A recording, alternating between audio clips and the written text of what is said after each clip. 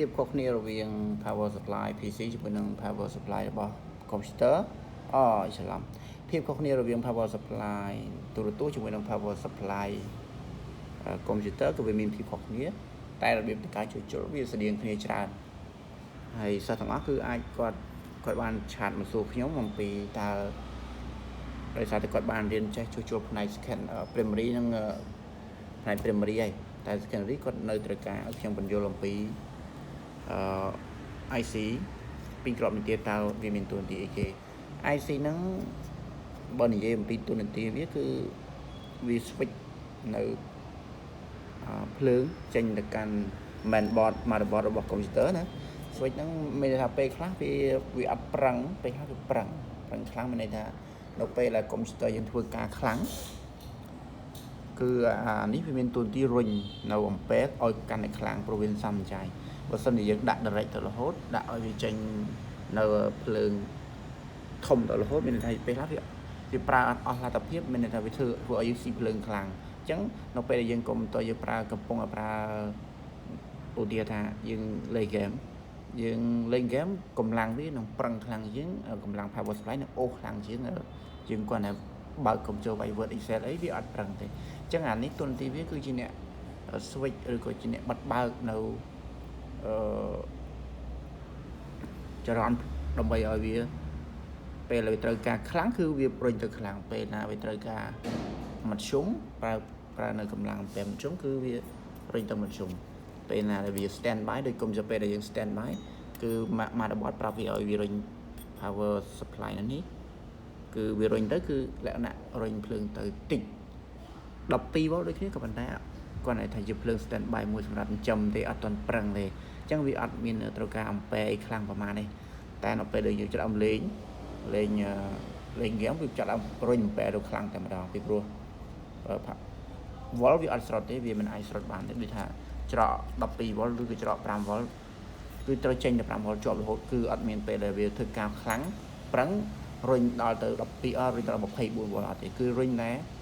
5 V គឺនៅតែ5 V ដដែលប៉ុន្តែអំពែវាគឺធ្វើការរុញខ្លាំងជាងមុនវាហូរខ្លាំងជាងមុនហូរទៅឲ្យទៅកាន់ motherboard ខ្ញុំនិយាយនេះគឺក្នុងនិយាយឲ្យស្រួលស្ដាប់តែប៉ុណ្ណោះឯងវាមិនជាភាសាផ្លូវការក្នុងភាសាបច្ចេកទេសអេឡិចត្រូនិកទេតែបើសិនជាខ្ញុំមិនបញ្យល់អញ្ចឹងទេសិស្សដែលគាត់អត់ទាន់ដែលរៀនគាត់នឹងមិនយល់តែអ្នកដែលគាត់បានរៀនហើយច្បាស់លាស់ហើយគឺគាត់យល់ហើយពេលខ្លះភាសាបច្ចេកទេសគឺគេអត់និយាយអញ្ចឹងគេអត់សរសេរអញ្ចឹងទេតែនេះជាភាសាបញ្យល់ឲ្យទៅកាន់សិស្សគាត់បានយល់ភាសាបញ្យល់គឺខ្ញុំប្រាប់ចឹងឯងអញ្ចឹងវាពេលដែលកំហុសរបស់វាកំហុសមិន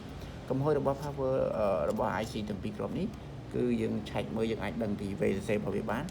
VCC យើងឆែកមើលអាចឆែកមើល data sheet ឬក៏យើងសង្កល់មើលកងដងនេះព្រោះពួកនេះស៊ីភ្លើងវាចន្លោះពី5វាអាចក្រោមនឹងទៀតវាអាចស៊ី2 V ក៏បានដែរប៉ុន្តែគាត់ថាពេលខ្លះវាមិនអាច power supply នេះមិនរៀប2 V ទេគឺជារៀប5 V តែម្ដងឲ្យមានសម្រាប់ចិញ្ចឹមវាអញ្ចឹង VCC វាគឺទៅ fix ជាប់ក្នុងរហូតគឺ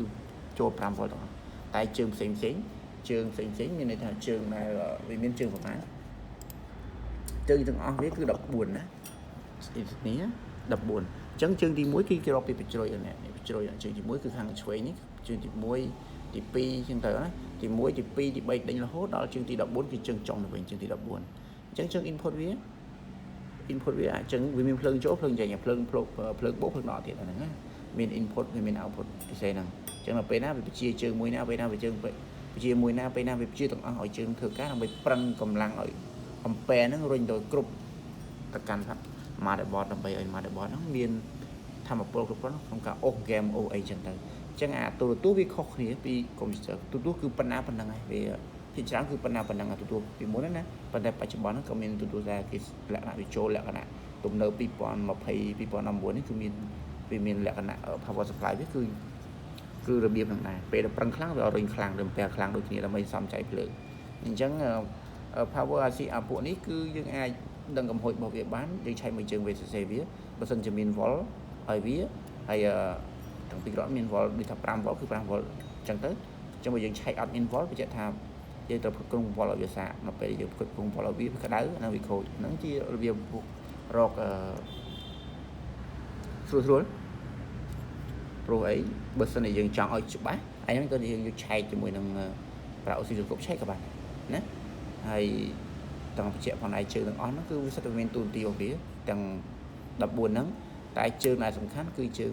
ម៉ាស់ហើយជើង VCC គឺជើង vol ចូលវាក្នុងការដែលយើងឆែកកំហុសយើងអាចរកជើងម៉ាស់វាឃើញមកហើយជើង vol វាមកជើងចិញ្ចឹមគឺជើង VCC ហ្នឹងឆែកទៅកាលណាវាអត់ vol យើងបញ្ជាក់ថាអានេះវាអត់ទាន់ធ្វើការទេអញ្ចឹងយក vol ដាក់វាយក vol ដែល5 vol ដាក់វាមកហើយម៉ាស់ផង5ម៉ាស់មួយ vol មួយមកដាក់វាទៅបើសិនដាក់ចូលទៅវាក្តៅហ្នឹងវាគប់ហើយអញ្ចឹងវាមានថាវាខូចអាហ្នឹងហើយហ្នឹងរបៀបឆែកមកងាយអូខេអរគុណច្រើនហើយផ្សាយវីដេអូនេះទៅកាន់មិត្តភ័ក្តិនៅក្នុងសង្គមបណ្ដាញសង្គមក៏ដូចជានៅក្នុង YouTube ហើយការបញ្យល់មានការលើសលួសឬក៏ខុសឆ្គងអីសូមប្រតិបត្តិច្បងទាំង live អធិស្ឋានព្រោះខ្ញុំបញ្យល់នេះគឺបញ្យល់ទៅកាន់អ្នកដែលអត់ចេះសោះទេអរគុណបាយបាយ